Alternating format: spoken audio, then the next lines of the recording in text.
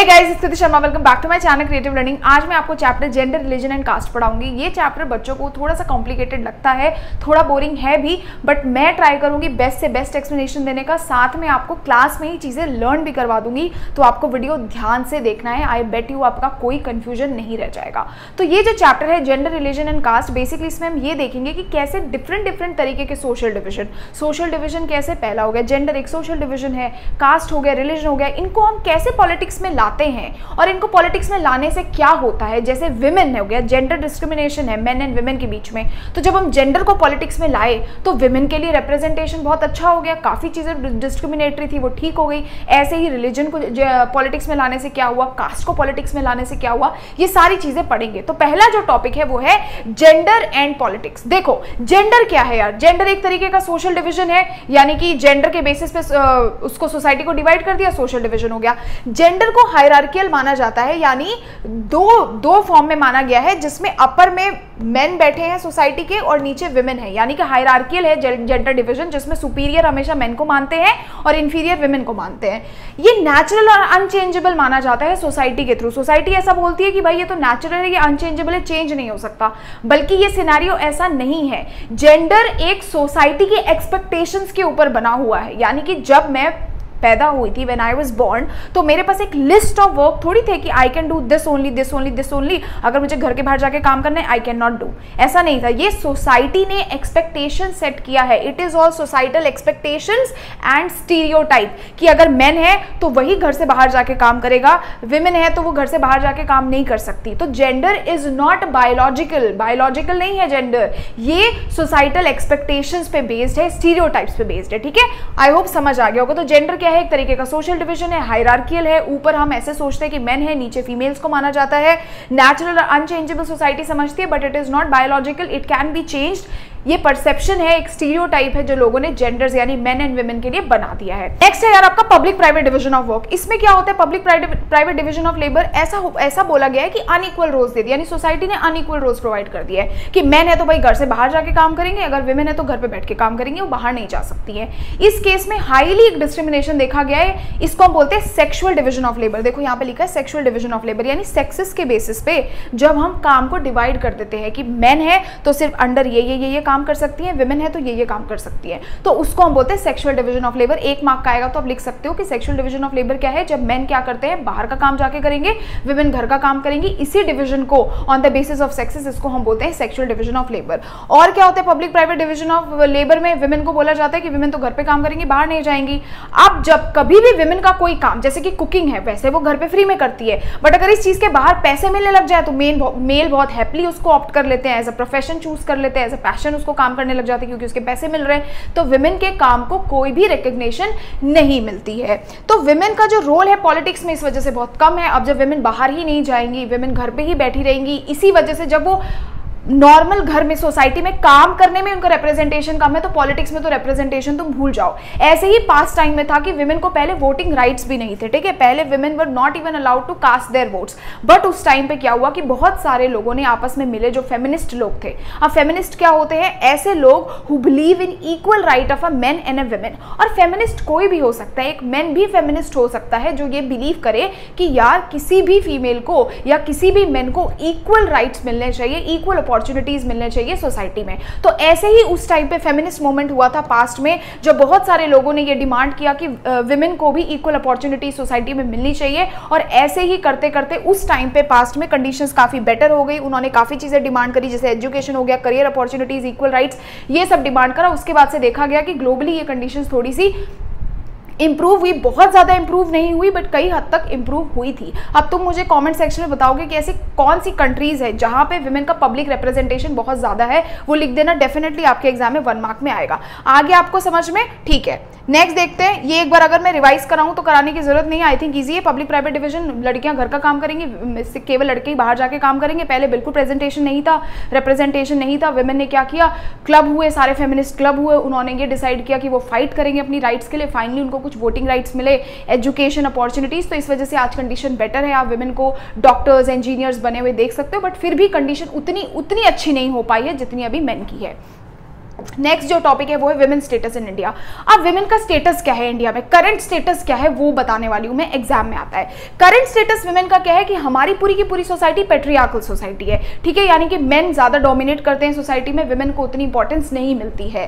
अब इस केस में क्या है कि हाईली डिस्क्रिमिनेशन होता है हमारी सोसाइटी में। लिटरेसी रेट्स की बात करें, विमेन का लिटरेसी रेट यार केवल 54% है, यहाँ पे मेन का लिटरेसी रेट 76% है। मोस्ट ऑफ द टाइम जो ड्रॉप आउट करती हैं वो फीमेल्स होती हैं, यानी कि लड़कियां होती हैं, क्योंकि उनको पढ़ाया नहीं जाता है, ऐसा बोला जाता है कि ये तो लाइबिलिटी है, एसेट नहीं मानते हैं। अनइक्वल पे के बारे में बात करें, ऐसा बोला जाता है कि ऑन एन एवरेज एक फीमेल ज्यादा काम करती है मेन के कंपैरिजन में, फिर भी उसका काम या तो अनपेड रह जाता है या वैल्यू नहीं मिलती है उसके काम को। सो 1976 में एक रेम्यूनरेशन एक्ट आया, द इक्वल रेम्यूनरेशन एक्ट, जिसमें ये बोला गया equal ways for equal work, अगर सेम काम होगा तो सेम तनख्वाह मिलेगी, सेम भाड़ा मिलेगा। बट ऐसा हुआ नहीं, ये एक्ट तो पास हुआ था, बट आज की कंडीशंस में भी इफ यू सी अभी भी वही कंडीशंस है कि मेन किसी प्रोफेशन में है तो उनको ज्यादा पे मिलता है लड़कियों के कंपैरिजन में। तो दूसरा अनइक्वल पे है, तीसरा चाइल्ड सेक्स रेशो है, इतने बुरे हाल हैं, लड़कियों को मोस्टली अबॉर्ट कर दिया जाता है, मार दिया जाता है, पेरेंट्स प्रेफर नहीं करते, पेरेंट्स केवल सन प्रेफर करते हैं। इसी वजह से जो हमारा सेक्स रेशो है वो बहुत ज्यादा डिक्लाइन हो रहा है। अब तुम देखो 2011 के सेंसस के अकॉर्डिंग 919 लड़कियां हैं 1000, यानी जब 1000 लड़के हैं तो उसके कंपैरिजन में 919 लड़कियां हैं। और ये कंडीशन कुछ स्टेट्स में इतनी बुरी है कि 850 भी है कहीं कहीं पे सेक्स रेशो, और कुछ स्टेट्स में तो 800 से भी नीचे। तो तुम सेक्स रेशो का हाल देख सकते हो। डोमेस्टिक वायलेंस एक और चीज है, विमेन को बहुत ज्यादा डोमेस्टिक वायलेंस फेस करना पड़ता है, हरासमेंट फेस करना पड़ता है, एक्सप्लॉयटेशन फेस करना पड़ता है, और अर्बन जगहों पे तो ये कंडीशंस क्या है और भी ज्यादा खराब होती जा रही है। तो समझ आ गया स्टेटस क्या है विमेन का, पेट्रियार्कल सोसाइटी है, डिस्क्रिमिनेशन चलता है, लिटरेसी रेट बहुत कम है, अनइक्वल पे होती है, चाइल्ड सेक्स रेशो भी बहुत कम है, 919 है, उसके बाद 850, फिर 800, और उसके बाद डोमेस्टिक वायलेंस भी एक कंडीशन है। अब देखो ये तो बात हुई, हमने बात करी थी ये स्टेटस की, विमेन स्टेटस क्या है इंडिया में। अब विमेन का पॉलिटिकल रिप्रेजेंटेशन क्या है। अब तुम देख रहे हो सोसाइटी में ही स्टेटस इतना खराब है, तो जब तक विमेन पॉलिटिक्स में आएंगी नहीं तो ये स्टेटस इंप्रूव नहीं हो सकता। इसीलिए आपको ये टॉपिक पढ़ाया जा रहा है कि विमेन पॉलिटिकल रिप्रेजेंटेशन, यानी विमेन का पॉलिटिकल रिप्रेजेंटेशन क्या है। देखो सबसे पहले तो लो रिप्रेजेंटेशन है लेजिस्लेचर में, यानी सरकारों में विमेन की हालत बहुत कम है, वो बहुत ही ज्यादा कम मात्रा में है। There is low representation of women in the legislature. Lok Sabha में सबसे पहली बार 14.36% का रिप्रेजेंटेशन देखा गया था, वो भी 2019 में, यानी सॉरी पेन गिर गया था, यानी 100% में से 14.36% विमेन देखी गई थी 2019 में लोकसभा में। स्टेट असेंबलीज में तो ये नंबर 5% से भी नीचे है। जो इंडिया है one of the bottom countries में से है, कुछ डेवलपिंग कंट्रीज से भी पीछे है। जैसे कि आप देखो कुछ कंट्रीज है लैटिन अमेरिका, अफ्रीका की, यानी इसका रिप्रेजेंटेशन विमेन का पॉलिटिक्स में इतना कम है कि हम कुछ डेवलपिंग कंट्रीज से भी पीछे हैं विमेन रिप्रेजेंटेशन में, पॉलिटिक्स के मामले में। जब अगर ऐसा होता है स्पेशली हमारी कंट्री में, अगर हम देखते हैं कि कभी अगर विमेन पीएम या सीएम बनती भी है, उस केस में भी जो कैबिनेट्स होती है वो हाईली मेल डोमिनेटेड होती है, ठीक है। ऐसा नहीं होता कि उसके बाद फिर फीमेल्स का रिप्रेजेंटेशन अचानक बढ़ जाता है, ऐसा नहीं होता है। लेकिन ये कंडीशन थोड़ी सी बेटर है हमारी लोकल गवर्नमेंट पे, यानी लोकल गवर्नमेंट जो म्युनिसिपैलिटीज है, पंचायत है, वहां पे विमेन को 1/3 ऑफ सीट्स का रिजर्वेशन मिला हुआ है, जिस वजह से 10 लाख से ज्यादा जो विमेन है वो अलग अलग पोजीशंस पे क्या है, अलग अलग पोजीशंस की गवर्नमेंट में बैठी हुई हैं। तो सिमिलर रिजर्वेशन जो है विमेन ने डिमांड किया था, कहां पे, लोकसभा और स्टेट असेंबलीज में भी। ये जो आपका बिल था ये बहुत डेकेड्स तक ऐसे ही पड़ा रहा, कभी पास नहीं हुआ था, बट अभी कुछ टाइम पहले ये फाइनली पास हो गया है। तो क्या पॉइंटर्स है विमेन के पॉलिटिकल रिप्रेजेंटेशन की, लो रिप्रेजेंटेशन है, लोकसभा में रिप्रेजेंटेशन नहीं है, 14% रिप्रेजेंटेशन है, स्टेट असेंबलीज में केवल 5% रिप्रेजेंटेशन है। इंडिया बहुत कुछ डेवलपिंग कंट्रीज से भी पीछे विमेन रिप्रेजेंटेशन के मामले में, जब हम उसको वर्ल्ड से कंपेयर करें तो। वुमेन क्या करती है, अगर कभी पीएम या सीएम बनती भी है फिर भी कोई फायदा नहीं होता, क्योंकि ज्यादा से ज्यादा कैबिनेट तो मेल डोमिनेटेड होती है।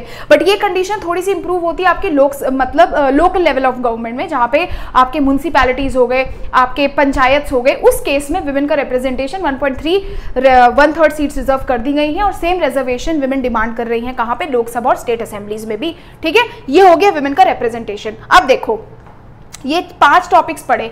अब क्यों जरूरी था विमेन को जेंडर को पॉलिटिक्स में लाना। अगर हम कभी जेंडर को पॉलिटिक्स में लाते ही नहीं तो क्या विमेन की रिप्रेजेंटेशन ऐसी हो पाती, वो कभी पॉलिटिकली अपने आप को प्रेजेंट कर पाती और बाकी चीजों को सॉल्व कर पाती, नहीं। इसीलिए जेंडर को लाना एक तरीके से पॉजिटिव रहा है हम लोगों के लिए, ठीक है। नेक्स्ट जो टॉपिक है वो है रिलीजन, कम्युनलिज्म एंड पॉलिटिक्स, यानी कि रिलीजन कैसे पॉलिटिक्स में यूज हो रहा है। अब इसमें कम्युनलिज्म जो एक टर्म है वो मैं आपको आगे समझाऊंगी, तो अभी के लिए बस आप इतना ध्यान रखो। तो यार रिलीजन के बारे में गांधी जी ने क्या बोला था? गांधी जी ने ये बोला था कि religion can never be separated from politics and he never meant to specify किसी रिलीजन के बारे में कि हिंदुइज्म या फिर इस्लाम। उनका ये मतलब था कि जो रिलीजन में अच्छे आइडियल्स हैं, जो अच्छे मॉरल्स हैं, जो एथिक्स हैं, वो कभी सेपरेट नहीं होने चाहिए। यानी कि कोई भी पॉलिटिक्स, जब भी राजनीति करी जाती है तो ये बहुत बेहतर तब हो सकती है जब हम हर एक रिलीजन के कुछ अच्छी बातें, यानी कि एथिक्स हो गया, मॉरल्स हो गया, उनको ले करके राजनीति में प्रैक्टिस करें, तो वो बहुत अच्छी पॉलिटिक्स हो पाएगी। अब ह्यूमन राइट ग्रुप्स का क्या कहना है? ह्यूमन राइट ग्रुप्स कौन से होते हैं? जो लोगों के राइट्स के लिए लड़ते हैं कि किसी के साथ कोई डिस्क्रिमिनेशन तो नहीं हो रहा है। वो ये कहते हैं कि जब जब रिलीजन के नाम पे रॉयट्स हुए हैं, यानी दंगे भड़के हैं रिलीजन के नाम पे, उस केस में ये देखा गया है कि जो माइनॉरिटी कम्युनिटीज होती है ना, जो रिलीजियस माइनॉरिटीज होती है, वो सफर करती हैं, वो विक्टिम बनती हैं। मेजॉरिटीज का तो कुछ नहीं होता, बट जो माइनॉरिटीज है वो सफर करती हैं। इसीलिए इनका ये मानना है कि कुछ गवर्नमेंट को लॉज निकालने चाहिए इनको प्रोटेक्ट करने के लिए। किससे? मेजॉरिटीज से, यानी इनके रिलीजियस माइनॉरिटीज को प्रोटेक्ट करने के लिए क्या करना चाहिए? गवर्नमेंट को कुछ रूल्स एंड रेगुलेशंस निकालने चाहिए। विमेन मूवमेंट्स का क्या कहना है? जो विमेन के लिए फाइट करती है, उनका ये कहना है कि भाई most of the family laws का मतलब क्या होता है भाई? फैमिली लॉज आपके वो लॉज होते हैं जिसमें जैसे मैरिज हो गया, डिवोर्स हो गया, चाइल्ड अडॉप्शन हो गया, ये सारे फैमिली लॉज है। तो विमेन रिप्रेजेंटेशंस, यानी जो विमेन के लिए फाइट करती है, वो कहती है कि most of the laws women के अगेंस्ट डिस्क्रिमिनेट करते हैं, यानी विमेन का मोस्ट ऑफ द लॉज में देखा गया है कि उनके साथ डिस्क्रिमिनेशन हो रहा है। जैसे आप ट्रिपल तलाक वाला सिस्टम ले लो, या फिर पहले जो फादर थे उनकी प्रॉपर्टी पे लड़कियों का अधिकार नहीं होता था। तो इसीलिए इन्हीं सब चीजों को देख करके पॉलिटिक्स को रिलीजन में उतरना पड़ेगा, क्योंकि अगर हम पॉलिटिक्स को रिलीजन में इंट्रोड्यूस नहीं करेंगे तो ये जो ट्रिपल तलाक जैसी चीजें हैं, या फिर विमेन को अगर फादर की प्रॉपर्टी पे राइट्स नहीं मिल रहा तो वो हम कभी ले नहीं पाएंगे। इसीलिए रिलीजन का आना, पॉलिटिक्स का आना जरूरी है। जैसे कम्युनल राइट्स हुआ, तो जब तक पॉलिटिक्स नहीं अंदर आएगी तो कैसे हम रिलीजियस माइनॉरिटीज को सेव कर पाएंगे? ठीक है, तो ये 3 पॉइंट्स से बताया गया। अब बोला जा रहा है कि क्या रिलीजन पॉलिटिक्स में यूज होना अच्छा है या बुरा है? अच्छा है, तब तक अच्छा है जब तक हम क्या कर रहे हैं? रिलीजन को प्रोटेक्ट करें, माइनॉरिटीज को प्रोटेक्ट कर रहे हैं, या फिर रिलीजियस के नाम पे अगर कोई, रिलीजन के नाम पे कोई अगर डिस्क्रिमिनेशन हो रहा है उसको प्रोटेक्ट करें, तब तक पॉलिटिक्स अच्छी है। बुरी कब है? जब हम पॉलिटिक्स को गलत तरीके से यूज कर रहे हैं अपने वोट्स लेने के लिए, तो उस केस में ये गलत हो जाता है। ठीक है, ये हो गया आपका पहला टॉपिक। दूसरा आपको बताया गया है कम्युनलिज्म। जैसे मैंने बताया, कम्युनलिज्म का देखो सीधा मतलब समझो। कम्युनलिज्म मतलब होता है एक ऐसी आइडियोलॉजी जिसपे आप सिर्फ और सिर्फ अपने रिलीजन को सुपीरियर समझते हो, अपने रिलीजन के आगे आपको बाकी रिलीजन को आप पिटी करते हो, पसंद नहीं करते हो, एक तरीके से अनइक्वल ट्रीटमेंट करते हो, और आपके मन में ये होता है कि कल को अगर मुझे मेरे रिलीजन के लिए कुछ करना पड़े तो मैं दूसरे रिलीजन को हर्ट भी कर सकता हूं। सो एक तरीके से ब्लाइंड फॉलोवर आप बोल सकते हो। तो ये this is what we call communalism, यानी कि जब दूसरे रिलीजन के लिए हेट होता है आपके मन में, आप इक्वल नहीं रहते हो उनके साथ, हरास करते हो, उनको एक्सप्लॉइट करते हो, उसको हम कम्युनलिज्म बोलते हैं।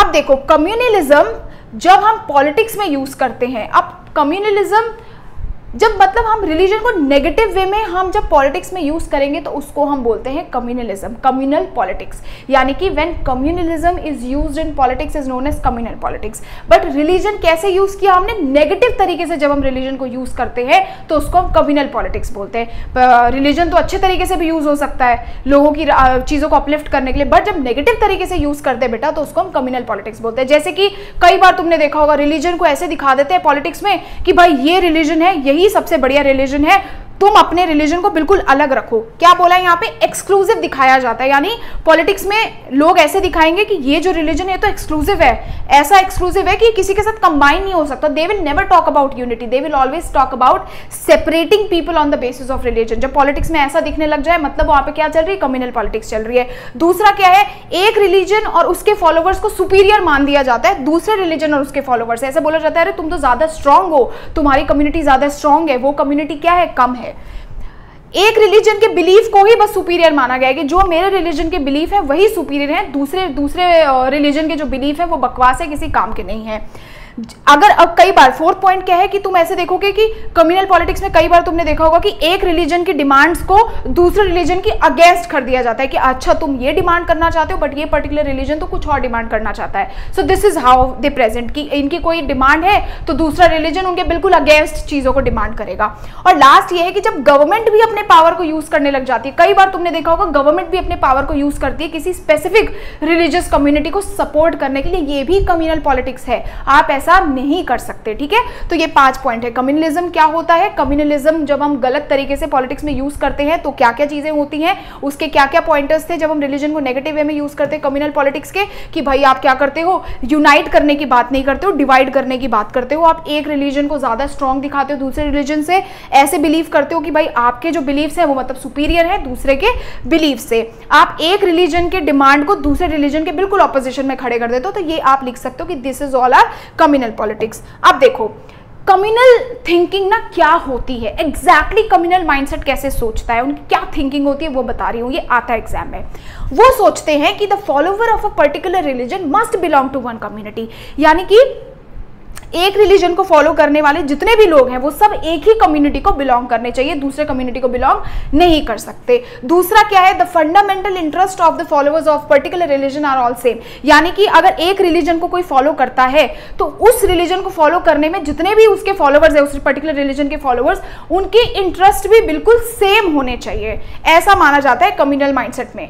तीसरा, followers of a different religion can not belong to the same community, वो कहते हैं कि अगर डिफरेंट रिलीजन के फॉलोअर्स हैं, यानी अलग अलग रिलीजन के जो भी फॉलोअर्स हैं वो एक कम्युनिटी में नहीं रह सकते, मतलब ऐसा नहीं हो सकता कि हिंदुइज्म, इस्लाम या दूसरा कोई रिलीजन है वो एक कम्युनिटी में रह रहा है, दिस इज नॉट पॉसिबल, ये कम्युनलिस्ट माइंडसेट सोचता है। एनी कॉमनैलिटी और सिमिलैरिटीज विद रिलीजियस ग्रुप्स, अब मान लो मैं एक रिलीजन फॉलो करती हूँ, पर्सन भी कोई दूसरा रिलीजन फॉलो करता है और इन दोनों के बीच में कोई कॉमनैलिटी है किसी भी इंटरेस्ट में, तो वो कहते हैं ये सारी चीजें सुपरफिशियल है, ये हो नहीं सकता, दो रिलीजन्स के बीच में कोई भी चीजों पे कॉमनैलिटी या सिमिलैरिटी नहीं हो सकती है, ये सुपरफिशियल है, मीनिंगलेस है। और कम्युनलिज्म का एक्सट्रीम फॉर्म भी होता है, इसमें क्या होता है कि जो मेजॉरिटीज होते हैं, जो रिलीजियस मेजॉरिटीज होते हैं, वो अपना डोमिनेशन क्रिएट करना चाहते हैं, वो चाहते हैं कि बस हम ही सब कुछ रूल करें, हमारी ही बोलबाला चले, हमारा ही रिलीजन फॉलो हो, वाइल माइनॉरिटीज इस केस में क्या सोचते हैं कि हम अपने लिए एक सेपरेट नेशन बना दे, एक सेपरेट यूनिट बना दे, यहाँ पे मैंने लिखा हुआ है। ठीक है, तो क्या हुआ, कम्युनल माइंडसेट क्या है कि एक पर्टिकुलर रिलीजन के फॉलोअर्स एक ही कम्युनिटी को बिलोंग करने चाहिए।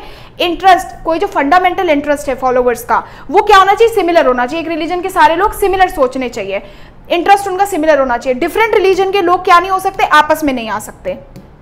ठीक है, क्या लिखा है कि डिफरेंट रिलीजन्स के लोग आपस में एक साथ नहीं रह सकते, कोई भी कॉमनैलिटी उनके बीच में है तो वो सुपरफिशियल, ऐसा कभी नहीं हो सकता कि दो अलग रिलीजन फॉलो करने वाले लोगों के बीच में आपको कोई कॉमनैलिटी मिल गई। और एक्सट्रीम कम्युनलिज्म भी मैंने आपको बता दिया। बट क्या ये आइडिया ठीक है, ये पूरा का पूरा आइडिया फंडामेंटली क्या है, फ्लॉड है, यानी कि गलत है। क्यों, ऐसा भी तो हो सकता है ना कि एक रिलीजन में रहने वाले लोगों का अलग अलग इंटरेस्ट हो, ऐसा तो नहीं हो सकता कि एक रिलीजन फॉलो करने वाले सारे लोग क्या करते हो, एक ही ओपिनियन रखते हो, दिस नॉट द केस। दूसरा, बहुत सारे वॉइसेस है, अब एक कम्युनिटी में एक रिलीजन के सारे लोग रह रहे हैं, उन सारे लोगों की अलग अलग डिमांड्स हो सकती है ना, अलग अलग एक्सपेक्टेशंस हो सकती हैं। सो इसीलिए ये जो कम्युनल माइंडसेट है ये क्या है, पूरा का पूरा प्रोसेस ही फ्लॉड है। ठीक है, गलत है। अब देखो कम्युनलिज्म के बहुत सारे फॉर्म्स होते हैं पॉलिटिक्स में, there are different forms of communalism in politics, ये 4 है और एग्जाम में क्वेश्चन आता है, मैं आपको बहुत अच्छे से समझाती हूँ।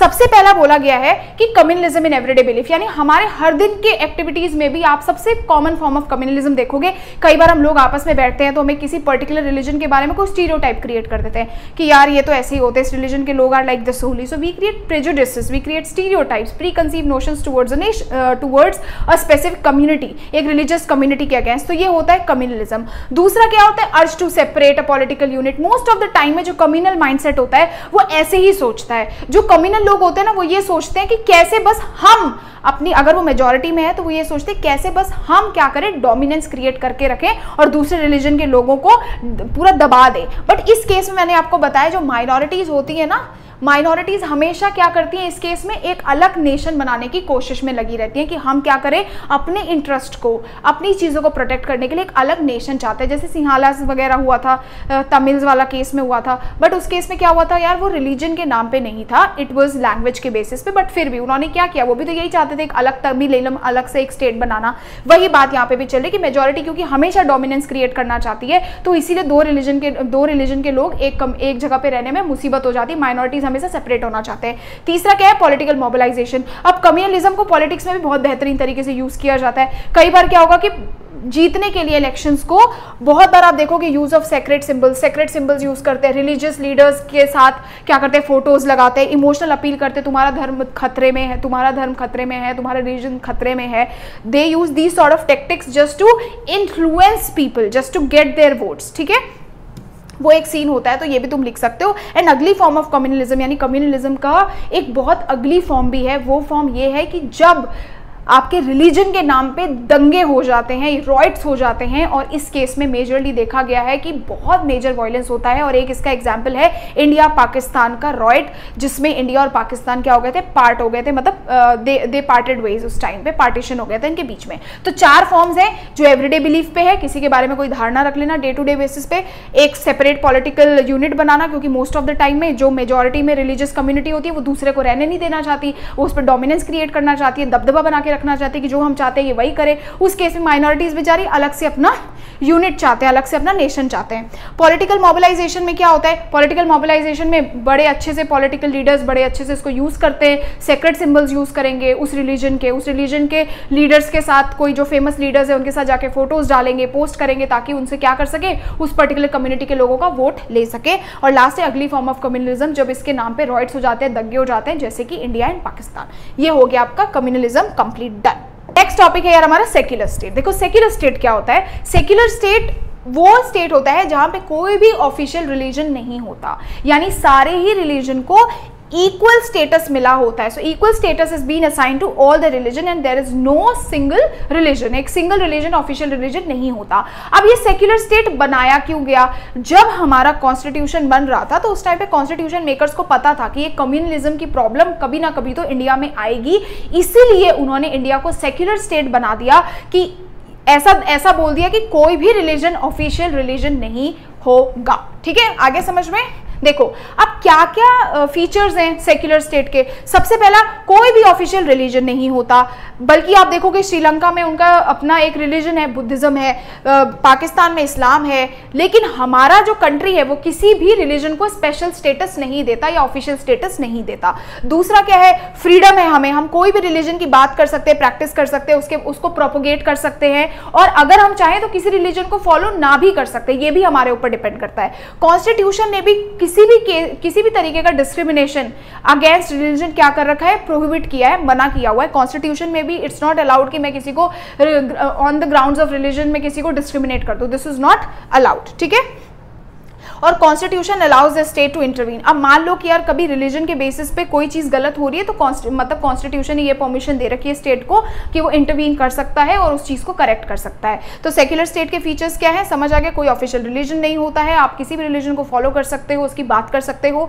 आपको कॉन्स्टिट्यूशन ने भी ये स्ट्रिक्टली बैन किया है कि आप किसी को रिलीजन के बेसिस पे डिस्क्रिमिनेट नहीं कर सकते, और कॉन्स्टिट्यूशन ने ये पावर भी स्टेट्स को दी है कि जब उन्हें लगे कि रिलीजन के नाम पे कोई चीज गलत हो रही है तो दे कैन इंटरवीन उस चीज को ठीक करने के लिए। ये होता है आपका सेक्युलर स्टेट। ठीक है, अब जो लास्ट आपका टॉपिक है और बहुत इंपॉर्टेंट टॉपिक है वो है कास्ट एंड पॉलिटिक्स। इसमें दो चीजें हैं, एक है पॉलिटिक्स एंड कास्ट, एक है कास्ट एंड पॉलिटिक्स। ये क्या है मैं आपको बाद में बताऊंगी, बट पहले हम देखते हैं कि कास्ट एंड पॉलिटिक्स क्या है। तो आप देखो, कास्ट सिस्टम आपको पता है क्या था हमारे इंडिया में, बहुत पहले से चलता आ रहा है, और कास्ट सिस्टम तो बहुत डीपली रूटेड है, अभी तक भी तुम देखोगे it still prevails in the society, you can easily see that very well. तो कास्टिज्म मतलब क्या था कास्ट सिस्टम के अंदर, क्या फीचर्स थे इसके? फीचर्स ये थे कि भाई जितने भी सेम कास्ट के लोग हैं वो क्या करेंगे, सिमिलर ऑक्यूपेशन प्रैक्टिस करेंगे। मतलब क्या है कि भाई अगर मान लो आप एक कास्ट को बिलोंग करते हो तो आपको एक ही तरीके का काम करना है, ब्राह्मण्स है वो सारा एक जैसे काम करेंगे, क्षत्रियज एक तरीके का काम करेंगे, और jobs were pass down through families के थ्रू पास डाउन, यानी कि भाई अगर मैंने ये काम किया तो कल को क्योंकि मेरा बेटा भी इसी कास्ट को बिलोंग करेगा वो भी वही काम करेगा, उसके बच्चे भी वही काम करेंगे, तो the jobs jobs were pass down through families. Marriage same caste में होती थी, अलाउड नहीं था कि आप किसी दूसरी कास्ट में जाकर के क्या कर लो, मैरिज कर लो, इट वॉज नॉट अलाउड। हम किसी दूसरे कास्ट के लोगों के साथ खाना खाएं, ये भी अलाउड नहीं था एक टाइम पे। सो कास्ट सिस्टम में एक बहुत इंपॉर्टेंट प्रैक्टिस और थी, एक बहुत गलत चीज भी थी, वो था कि डिस्क्रिमिनेट करना आउटकास्ट ग्रुप्स को। आउटकास्ट ग्रुप्स क्या होते हैं बच्चों, वो ग्रुप्स जो हमारे एससीज हो गए, एसटीज हो गए, ओबीसीज हो गए, उनको डिस्क्रिमिनेट करना, खुले में डिस्क्रिमिनेट करते थे अनटचेबिलिटी जैसे कॉन्सेप्ट से। तो कास्ट सिस्टम समझ आया कि जब आप एक कास्ट के ग्रुप एक तरीके का ऑक्यूपेशन प्रेफर करता है और उसी को पास डाउन कर दिया जाता है थ्रू, मतलब हेरिडिटरी पास ऑन कर देते हैं। आप दूसरे लोगों के साथ शादी नहीं कर सकते, दूसरे कास्ट में आप उनके साथ खाना नहीं खा सकते। और कास्ट में एक मेजर कॉन्सेप्ट ये था कि वो खुले में डिस्क्रिमिनेशन करते थे, खुले में अनटचेबिलिटी चलती थी कुछ आउटकास्ट ग्रुप्स के साथ। So these are the features of casteism. Next क्या है, कास्ट सिस्टम डिक्लाइन हुआ, बट एक टाइम आया when caste system started declining.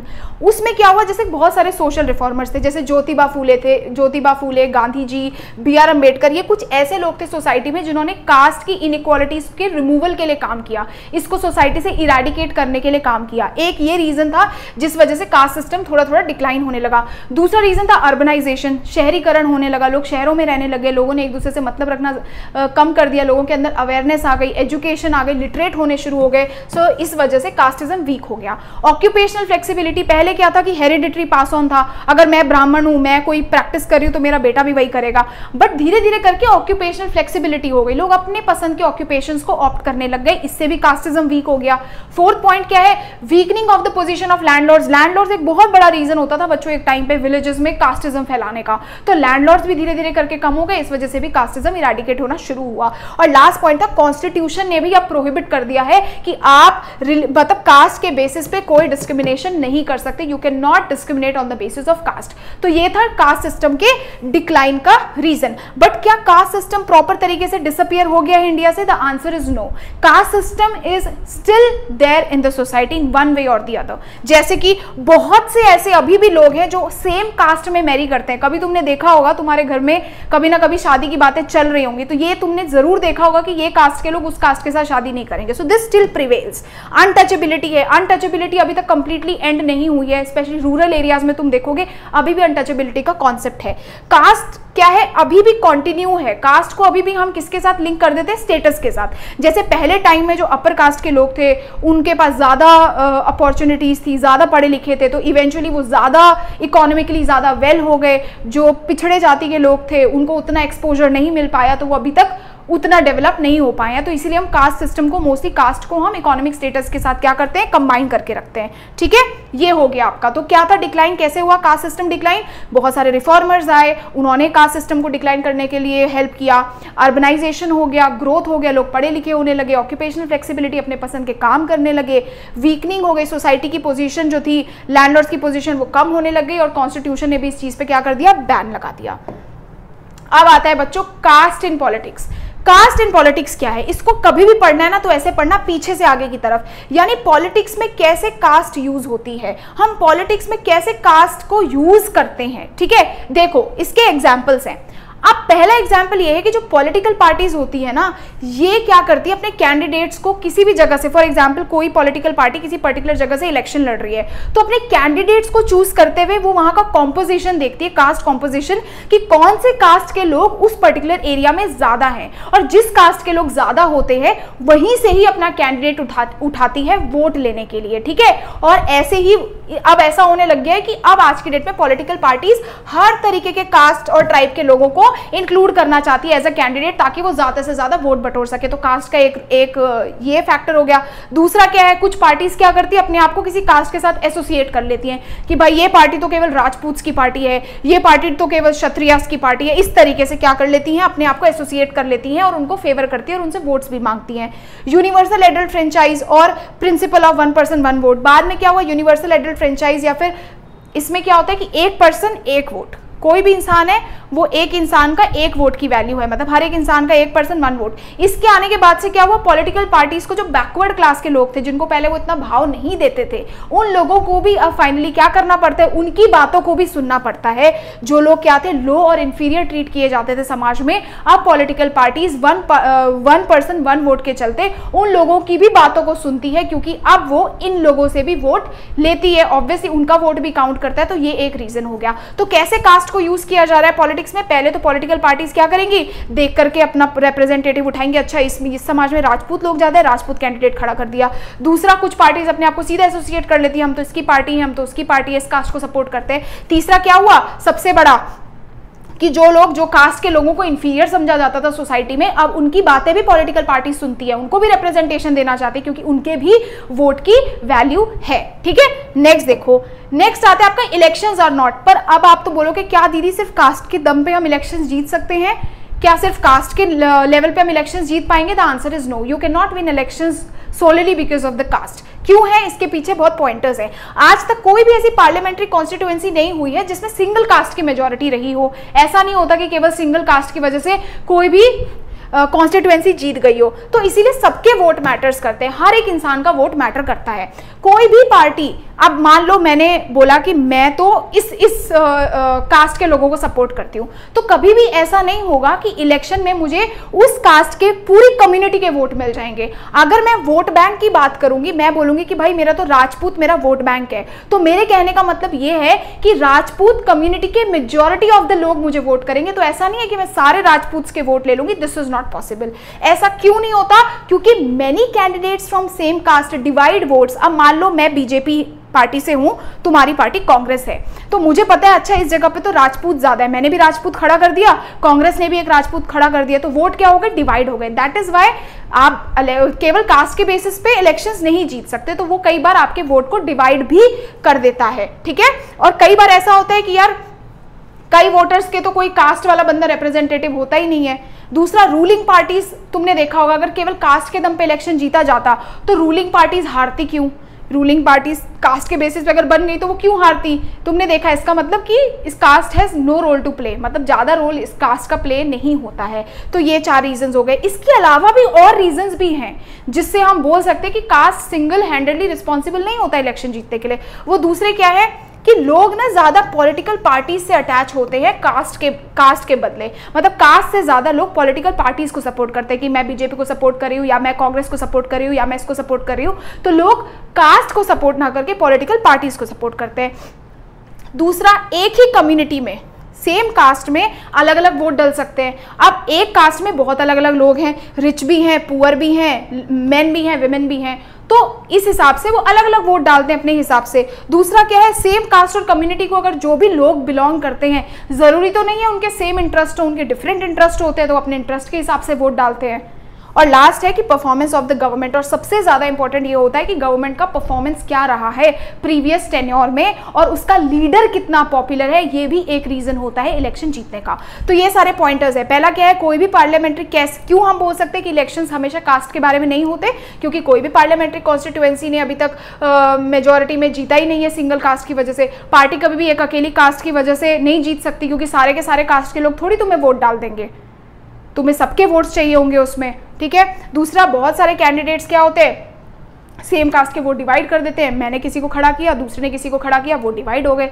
मतलब मैंने एक बंदा खड़ा किया, एक राजपूत का एक इंसान मैंने खड़ा कर दिया, राजपूत का एक पर्सन दूसरे पार्टी ने खड़ा कर दिया, तो वोट आपके डिवाइड हो गए। इसलिए आप कास्ट के बेसिस पे वोट्स नहीं जीत सकते। और ये 4 और पॉइंट्स हैं कि लोग पॉलिटिकल पार्टी ज्यादा प्रेफर करते हैं, रिच पुअर की अलग अलग प्रेफरेंसेस होती है वोट डालने के लिए। लोग सेम कास्ट और सेम कम्युनिटी को बेशक बिलोंग करते हैं, बट उनके इंटरेस्ट तो डिफरेंट हो सकते हैं ना भाई। और लास्ट में यही है कि परफॉर्मेंस ऑफ द गवर्नमेंट भी मैटर करता है। अब बच्चों, जो लास्ट आपका टॉपिक है वो है पॉलिटिक्स इन कास्ट, मतलब कास्ट में कैसी पॉलिटिक्स की जाती है। कहने का मतलब क्या है कि कास्ट के अंदर कैसे पॉलिटिक्स होती है, यानी कि ये वन वे रिलेशन नहीं है। वन वे रिलेशन नहीं है कि भाई politics in caste and caste in politics, ये 2 वे है, दोनों में ये सारी चीजें चलती रहती हैं। देखो, सबसे पहला क्या होता है कि ईच कास्ट ग्रुप, अब कास्ट के अंदर कैसे पॉलिटिक्स चलती है। मान लो ये अलग अलग कास्ट कैटेगरीज हैं, ये अलग अलग कास्ट कैटेगरीज हैं, इनमें आपस में कैसी पॉलिटिक्स चलेगी। क्या होता है, बहुत सारे कास्ट के लोग ईच कास्ट ग्रुप, हर एक कास्ट ग्रुप बड़ा होना चाहता है। बड़ा क्यों बनना चाहते हैं? जितना ज़्यादा बड़ा ग्रुप बना पाएंगे उतने आसानी से अपनी बातों को गवर्नमेंट के आगे रख पाएंगे, ज़्यादा सुने जाएंगे। तो each caste group tries to become bigger by incorporating within it sub caste, यानी अपने ही कास्ट की सब कास्ट से या तो इनकॉर्पोरेट कर जाते हैं, मिल जाते हैं, या फिर अपनी नेबरिंग कास्ट से कि भाई चलो थोड़ा फर्क है, साथ में मिल जाते हैं। तो they form a bigger unit, they form a bigger group, एक बड़ा ग्रुप बना लेते हैं, ठीक है, ताकि क्या मिल सके, उनको नोटिस हो सके गवर्नमेंट से और उनकी बातें रखी जा सके, वो अपनी बातों को पूरा करा सके। तो देखो कास्ट के अंदर भी पॉलिटिक्स चल रही है। वैसे तो ये बात करते हैं डिस्क्रिमिनेशन की, बट यहाँ पे जब अपना मतलब निकालने की बात है तो सारे जुड़ गए। दूसरा क्या है, various caste groups forms alliance. कई बार बहुत सारे कास्ट ग्रुप्स क्या करते हैं, अलायंस बना लेते हैं, यानी कि 2-3 कास्ट आपस में मिल गई, अलायंस बना लिया, और इसके बाद वो क्या कर लेते हैं, एंटर करते हैं डायलॉग एंड नेगोशिएशंस, ताकि अपनी बातों को क्या कर सके, आगे रख सके। आया ना समझ में? वही उसी चीज को क्या कर दिया मैंने, आगे एक्सप्लेन कर लिया। New type of caste groups have emerged in politics. पहले पॉलिटिक्स में क्या था भाई, अब नई नई कास्ट आ रही है, बैकवर्ड, फॉरवर्ड। अब फॉरवर्ड वो लोग हैं भाई जिनके पास अच्छी एजुकेशन था, एक्सपोजर था, अच्छे स्टेटस पे हैं। कुछ कास्ट केवल बैकवर्ड क्लास के लिए क्या करती है, कास्ट के लिए वोट्स लड़ती हैं, इलेक्शंस लड़ती हैं कि हम तो केवल बैकवर्ड कास्ट को सपोर्ट कर रहे हैं। तो ये भी एक फैक्टर क्या हो गया है, धीरे धीरे करके इमर्ज हो गया है। तो क्या है, कास्ट में कैसे पॉलिटिक्स कर रहे हैं कि बहुत सारी कास्ट आपस में मिल जाती हैं, कोलेशन फॉर्म कर लेती है अपनी बातों को क्या करने के लिए, आगे रखने के लिए, या एक बड़ा सा बड़ा यूनिट बनाना चाहती हैं अपने को प्रोटेक्ट करने के लिए, ठीक है, ये हो गया। अब क्या कास्ट, मतलब कास्ट के अंदर, मतलब जो भी पॉलिटिक्स एंड कास्ट जो हमने पढ़ा था, क्या ये अच्छा है या नहीं, यानी कि ये इसका अफेक्ट पॉजिटिव है या नेगेटिव है। देखो इसके दोनों ही अफेक्ट्स हैं, पॉजिटिव भी है, नेगेटिव भी। जब हमने जेंडर का पढ़ा था तो जेंडर के केस में क्या हुआ था, मोस्ट ऑफ द टाइम जो आपका अफेक्ट था वो पॉजिटिव था, क्योंकि विमेन को जितना भी डिस्क्रिमिनेशन था वो कहीं ना कहीं से इरेडिकेट करने की कोशिश की जा रही थी। इस केस में जो कास्ट का अफेक्ट है वो नेगेटिव पॉजिटिव दोनों है। कैसे? पॉजिटिव क्या है कि जितने भी डिसएडवांटेज्ड कम्युनिटीज थे, जो ओबीसीज थे, दलित्स थे, उनको कहीं ना कहीं पॉलिटिक्स में एक स्पेस मिला अपनी डिमांड को शेयर करने के लिए। कैसे? जैसे वो यूनिवर्सल एडल्ट फ्रेंचाइज बताया, 1 पर्सन 1 वोट, तो उनको अपनी बात रखने का मौका मिला और कई लोगों को डिसीजन मेकिंग में भी पार्टिसिपेट करने का मौका मिला, ठीक है। दूसरा क्या है कि जो political and non political groups थे उन्होंने क्या किया, fought to end discrimination to ask. अब बहुत सारे ग्रुप्स ने आपस में मिलकर लड़ाई डिस्क्रिमिनेशन को खत्म करने के लिए, ठीक है, जो इनके आपस के डिस्क्रिमिनेशन से उनको खत्म करने के लिए लड़ाइयां भी बहुत लोगों ने की और इस वजह से उनको बेटर डिग्निटी और पोजीशन सोसाइटी में मिल पाई, ठीक है। ये तो है इसके पॉजिटिव्स। अब नेगेटिव्स क्या है भाई कास्ट को पॉलिटिक्स में लाने के? नेगेटिव्स क्या है कि बहुत ज्यादा अटेंशन हम कास्ट को देने लग जाते हैं, कास्ट से रिलेटेड मुद्दों को बहुत अटेंशन देने लग जाते हैं।